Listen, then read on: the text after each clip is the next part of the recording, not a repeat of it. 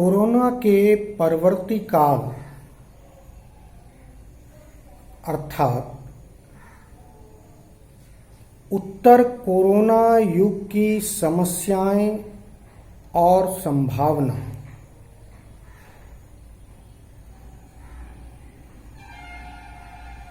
इस विषय पर विमर्श करने की आवश्यकता आन पड़ी है। आज चाहे वो समाजशास्त्री हों या अर्थशास्त्री, मनोवैज्ञानिक हों या साहित्यकार, राजनीति शास्त्र के ज्ञाता हों या इतिहास के जानकार, हर किसी को उत्तर कोरोना युग पर विमर्श करने की जरूरत है,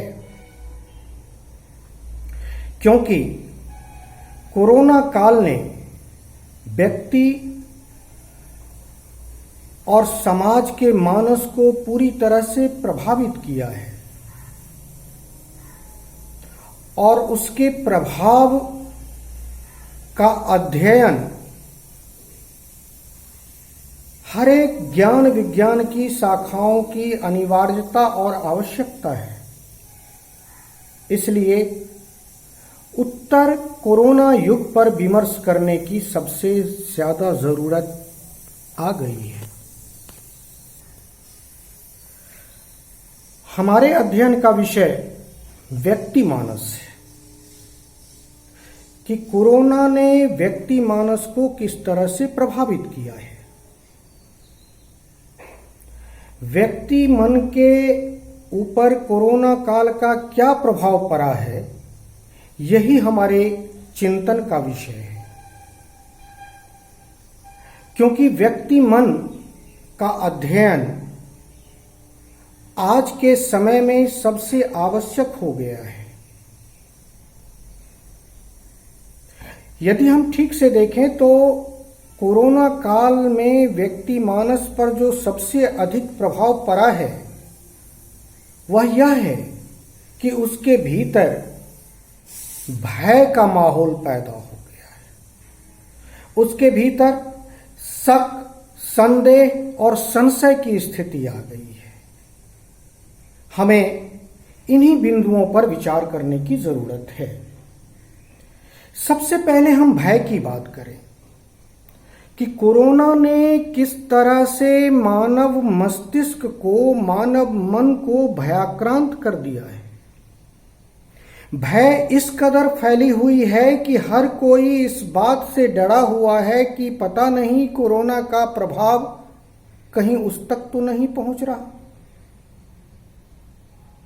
यह जानना बहुत जरूरी है कि मनस्विदों ने भय को समझने की कोशिश की और ये माना है कि भय मनुष्य की मूल प्रवृत्तियों में से एक है। अरस्तु ने कहा है कि भय क्या है, तो उन्होंने कहा कि भय आसन्न अनिष्ट की आशंका से उत्पन्न एक भावबोध है और आसन अनिष्ट की जो आशंका है आज पूरे के पूरे विश्व में मनुष्य के मस्तिष्क पर फैला हुआ है। यह भय मनुष्य को भयाक्रांत व्यवहार करने के लिए विवश करेगा और भय से उत्पन्न व्यवहार हमारी सामाजिक गतिविधियों को, हमारी राजनीतिक गतिविधियों को, हमारी आर्थिक गतिविधियों को पूरी तरह से प्रभावित करेगा। आज मनुष्य के सामने अस्तित्व का संकट है, इसीलिए उसे डर है अपने अस्तित्व को लेकर। उसे डर होता है, भय होता है अपनी पहचान के गुम हो जाने को लेकर, और यह डर ही है जो उसके भीतर में सुरक्षा के भावबोध को जन्म देता है। यह डर ही है जिससे डर करके मनुष्य भगवान की आराधना करता है। बहुत सारे विचारकों ने तो कहा कि भगवान भय से ही उत्पन्न होते हैं। इसलिए भय को समझना, भय की गतिशीलता को जानना और कोरोना काल का मानव मस्तिष्क पर किस तरह से भयाक्रांत करने का प्रयास किया है, इसे जानना हमारे लिए आवश्यक है। आज के मानव मन में भय इस कदर संक्रमित हो गया है कि उसे खुद से भी भय होने लगा है, अपने परिजन और पुरजन से भी भय होने लगा है। यह भय न केवल प्रकृति के प्रकोप का भय है, बल्कि उसके अस्तित्व का यह भय उसके रोजी रोटी से भी जुड़ा हुआ है।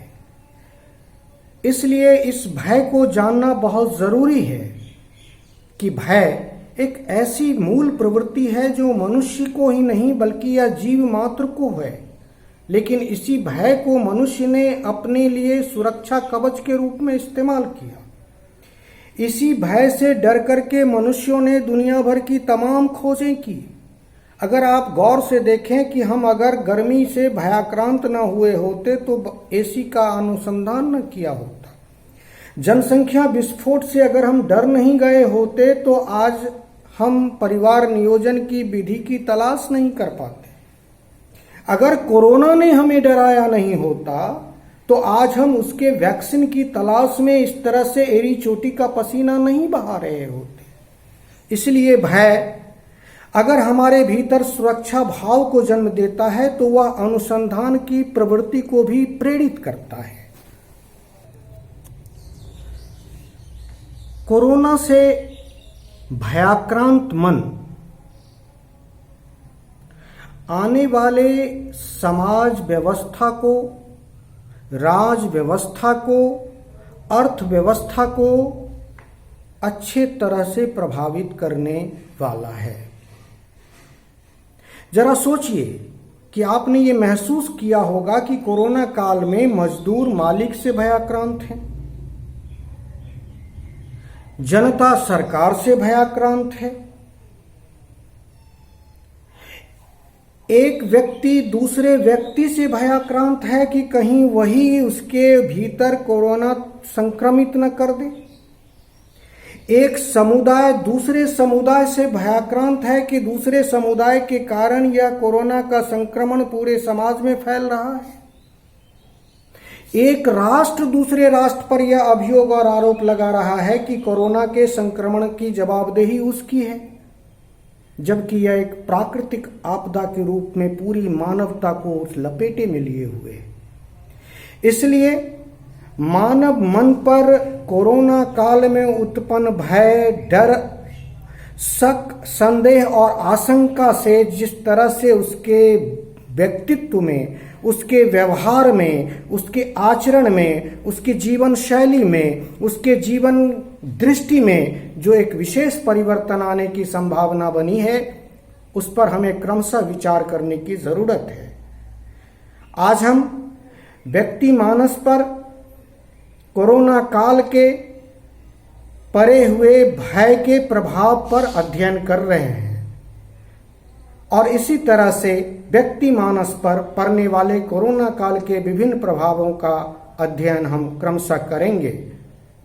हमारी यह लघु कोशिश है और आपसे भी निवेदन है कि इस पर विचार करें, विमर्श करें कि आने वाला कल कैसा होगा, कैसी होगी समाज व्यवस्था, कैसी होगी राजनीति, कैसी होगी संस्कृति, कैसी होगी अर्थव्यवस्था कोरोना काल के बाद, जिसे परवर्ती कोरोना युग के नाम से हम जानेंगे।